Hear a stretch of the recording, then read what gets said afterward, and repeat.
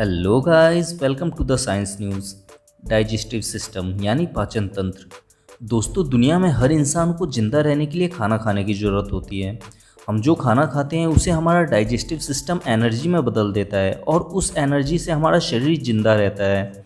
आज की इस वीडियो में हम 3D एनिमेशन की मदद से जानेंगे कि हम जो खाना खाते हैं उसे हमारा डाइजेस्टिव सिस्टम कैसे पचाकर एनर्जी में बदल देता है और हमारे शरीर को जिंदा रखता है। 3D एनिमेशन की मदद से किसी भी टॉपिक को समझना थोड़ा आसान हो जाता है। अगर आप भी साइंस की वीडियोस को 3D एनिमेशन से समझना चाहते हैं तो आप सब्सक्राइब कर सकते हैं द साइंस न्यूज़ को। तो आइए अब जानते हैं हमारे डाइजेस्टिव सिस्टम के फंक्शन को।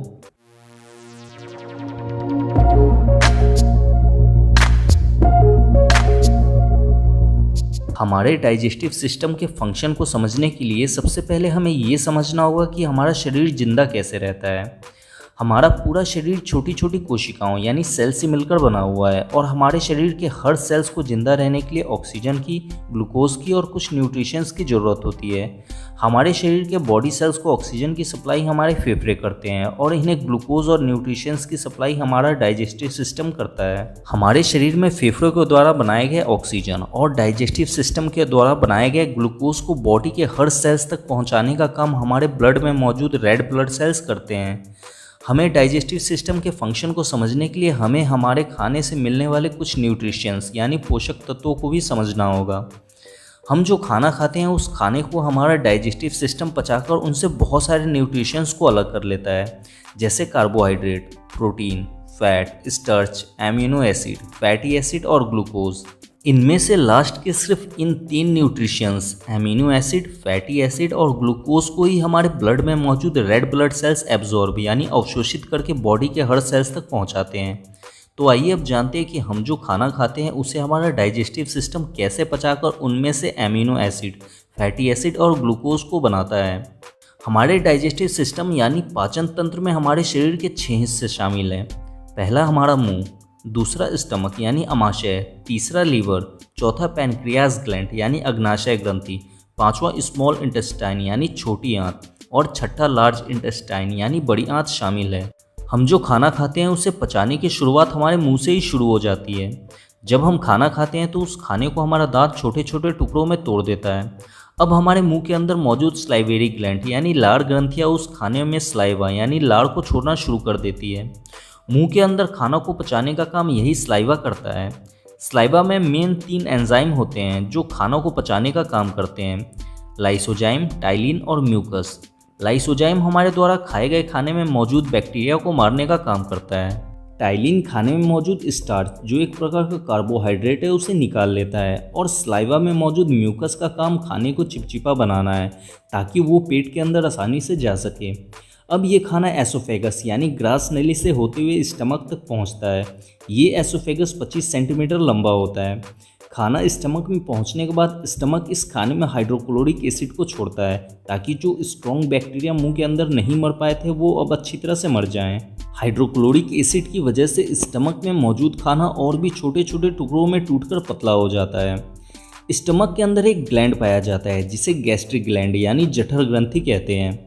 ये गैस्ट्रिक ग्लैंड स्टमक के अंदर गैस्ट्रिक जूस को छोड़ता है। इस गैस्ट्रिक जूस में रेनिन और पेप्सिन 2 एंजाइम पाए जाते हैं। रेनिन और पेप्सिन का काम खाने को पचाकर उनमें मौजूद प्रोटीन को निकालना है। पेप्सिन खाने में मौजूद प्रोटीन को अलग करके उसे तोड़कर प्रोटीन के एक स्मॉलेस्ट फॉर्म पेप्टोन में बदल देता है। हम जितना ही ज़्यादा खाना खाते हैं स्टमक उस खाने को पचाने के लिए उतना ही ज़्यादा हाइड्रोक्लोरिक एसिड छोड़ता है। इसलिए जब कोई इंसान हद से ज़्यादा खाना खा लेता है तब स्टमक में ज़्यादा हाइड्रोक्लोरिक एसिड रिलीज हो जाने के कारण खाना एसिडिक हो जाता है और गैस बनाने लगता है। तब इसे ही हम एसिडिटी कहते हैं। इस प्रॉब्लम से छुटकारा दिलाने के लिए डॉक्टर मैग्नीशियम हाइड्रोक्साइड देते हैं। हम जो इनो पीते हैं वो मैग्नीशियम हाइड्रोक्साइड ही होता है। मैग्नीशियम हाइड्रोक्साइड क्षारीय प्रकृति का होता है और हम सब ये बात जानते ही हैं कि अम्ल और क्षार आपस में मिलकर निष्क्रिय हो जाते हैं। इसलिए इनो पीने के तुरंत बाद एसिडिटी ठीक हो जाता है। स्टमक में खाना 4 घंटे तक रहता है। 4 घंटे बाद स्टमक से अधपचा खाना निकलकर अब स्मॉल इंटेस्टाइन यानी छोटी आंत में पहुंचता है। स्मॉल इंटेस्टाइन लगभग 7 मीटर लंबा होता है।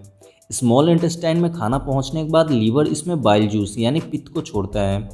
लीवर द्वारा छोड़ा गया बाइल जूस क्षारीय प्रकृति का होता है। छोटी आंत अम्लीय खाने को नहीं पचा पाती है, इसलिए स्टमक में हाइड्रोक्लोरिक एसिड के कारण अम्लीय बना हुआ खाना बाइल जूस मिक्स होने के कारण निष्क्रिय हो जाता है। बाइल जूस फैट यानी वसा को भी पचाने का काम करता है। स्मॉल इंटेस्टाइन में खाना पहुंचने के बाद पैनक्रियाज ग्लैंड इस खाने को और भी अच्छे तरीके से पचाने के लिए इसमें पैनक्रिएटिक जूस को छोड़ता है। इस पैनक्रिएटिक जूस में 3 एंजाइम टिप्सिन, एमाइलेज और लाइपेज होते हैं। टिप्सिन स्टमक में टूटे हुए प्रोटीन पेप्टोन को फिर से तोड़कर प्रोटीन के और भी स्मॉलेस्ट फॉर्म पेप्टाइड में बदल देता है। एमाइलेज खाने को पचाकर खाने में मौजूद कार्बोहाइड्रेट को निकाल लेता है और लाइपेज खाने में मौजूद फैट को निकाल लेता है। इस तरह से स्मॉल इंटेस्टाइन में खाना पूरी तरह से पच जाता है। खाना पूरी तरह से पचने के बाद स्मॉल इंटेस्टाइन के नीचे वाले भाग में जमा हो जाता है। स्मॉल इंटेस्टाइन के इस भाग को इलियम कहते हैं। इलियम खाने से मिले हुए न्यूट्रिशंस को खून में घुलनशील बनाने के लिए कुछ एंजाइम को छोड़ता है, जिससे प्रोटीन से टूटा हुआ पेप्टाइड अब एमिनो एसिड में बदल जाता है। एमिनो एसिड प्रोटीन की सबसे छोटी यूनिट होती है। इलियम के एंजाइम के कारण कार्बोहाइड्रेट ग्लूकोज में बदल जाता है और फैट फैटी एसिड में बदल जाता है। अब एमिनो एसिड, फैटी एसिड और ग्लूकोज इन तीनों को रेड ब्लड सेल्स एब्जॉर्ब कर सकता है। इलियम में फिंगर शेप के कुछ स्ट्रक्चर पाए जाते हैं, इन्हें विलाई कहते हैं। इन विलाई के अंदर ब्लड वेसल्स यानी बहुत ही पतली पतली खून की नलिकाएं होती हैं। जब इलियम में एमिनो एसिड, ग्लूकोज और फैटी एसिड बन जाते हैं तब इन विलाई द्वारा इन्हें एब्जॉर्ब करके ब्लड में भेज दिया जाता है। अब ब्लड में मौजूद रेड ब्लड सेल्स इन न्यूट्रिशंस को बॉडी सेल्स तक पहुंचा देते हैं। खाने में मौजूद मिनरल्स यानी खनिज पदार्थों को स्मॉल इंटेस्टाइन को तोड़ने की जरूरत नहीं पड़ती, इन्हें विलाई द्वारा डायरेक्ट एब्जॉर्ब कर लिया जाता है। हमारे डाइजेस्टिव सिस्टम को प्रोटीन को पचाने में सबसे ज़्यादा मेहनत करना पड़ता है। पहले प्रोटीन को तोड़कर पेप्टोन बनाना पड़ता है, फिर पेप्टोन को तोड़कर पेप्टाइड और फिर लास्ट में पेप्टाइड को तोड़कर एमिनो एसिड बनाना पड़ता है। तब जाकर इसका अवशोषण छोटी आंत द्वारा हो पाता है। स्मॉल इंटेस्टाइन में पूरी तरह से पचने और एब्जॉर्ब होने के बाद अब खाने का बचा हुआ वेस्ट मटेरियल पहुंचता है लार्ज इंटेस्टाइन यानी बड़ी आंत में। स्मॉल इंटेस्टाइन में खाना पूरी तरह से पच तो जाता है, पर उसमें अभी भी पानी मौजूद रहता है। लार्ज इंटेस्टाइन का काम पचे हुए खाने के वेस्ट मटेरियल में से पानी को सोखना है। लार्ज इंटेस्टाइन खाने के वेस्ट मटेरियल में से पानी को एब्जॉर्ब करके ब्लड में मिक्स कर देता है। अब ये वेस्ट मटेरियल रेक्टम में जाकर इकट्ठा हो जाता है। रेक्टम में खाना इकट्ठा हो जाने के बाद इंसान बाथरूम को याद करने लगता है।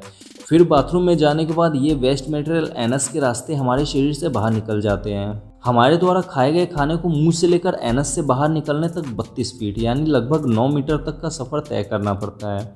इस तरह से हमारे द्वारा खाया गया खाना हमारे शरीर में पचता है। उम्मीद है कि आप हमारे पाचन तंत्र को अच्छी तरह से समझ गए होंगे। अगर आपको अभी भी इसमें कुछ समझ में नहीं आया है तो आप इंस्टाग्राम पर जुड़कर अपना कोई भी सवाल मुझसे पर्सनली पूछ सकते हैं। हमारे इंस्टाग्राम चैनल को फॉलो करने के लिए डिस्क्रिप्शन में लिंक दिया गया है।